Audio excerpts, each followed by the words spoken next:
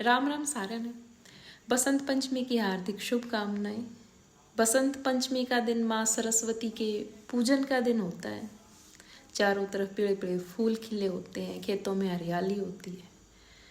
लेकिन बसंत पंचमी का अपना खास महत्व हो जाता है जब हम याद करते हैं रहबरे आज़म दीन बंधु सर छोटू राम जी को। इस दिन को हम उनके जन्म दिवस के रूप में मनाते हैं।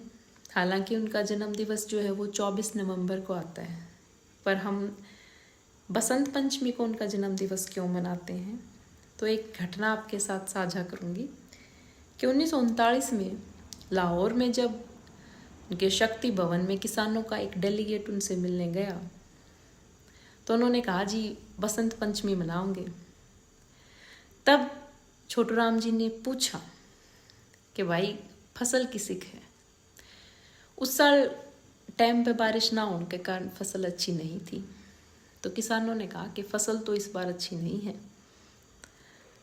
तो छोटू राम जी ने कहा कि जब फसल अच्छी है तो सारा साल बसंत पंचमी है, और जब फसल अच्छी नहीं है तो किसान खातर सारा साल मातम है।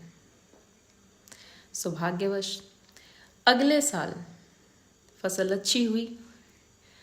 तब किसानों ने जब बसंत पंचमी का उत्सव मनाया और छोटू राम जी को उसमें आमंत्रित किया, तब उन्होंने ये कहा था कि आज का दिन जो है मैं अपने जन्म दिवस के रूप में मनाना चाहता हूँ।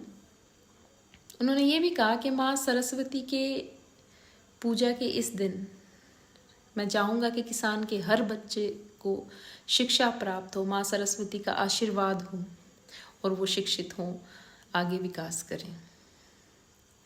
किसान कमेरे और मजदूर वर्ग के मसीहा सर छोटू राम जी ने एक बात कही थी जो आप सबको पता है कि एक तो बोलना सीख ले और दूसरा दुश्मन ने पहचान ले। और बहुत से जो लोग ने हैं इसके अलग अलग मतलब भी निकालने हैं, और जिसको जो समझ आई उसको उस रूप में प्रस्तुत किया है।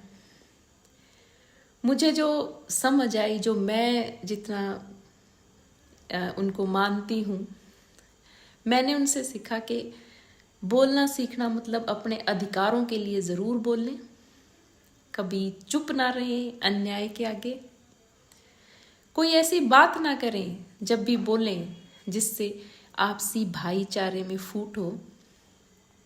और दूसरी बात, जहाँ तक दुश्मन पहचानने की बात है, तो आज के संदर्भ में कहीं ये हमारी फूट, हमारी भाईचारे में जो भेदभाव है, फूट है, समाज जो विघटित हो रहा है, कहीं ये हमारा दुश्मन तो नहीं बनता जा रहा?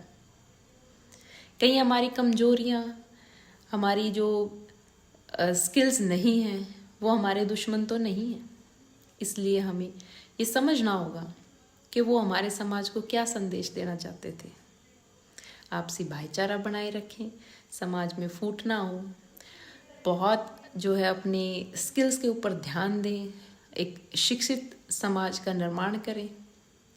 मुझे लगता तभी हम जो है उनका सपना साकार कर पाएंगे। ऐसे महान हस्ती को हम पुनः पुनः नमन करते हैं।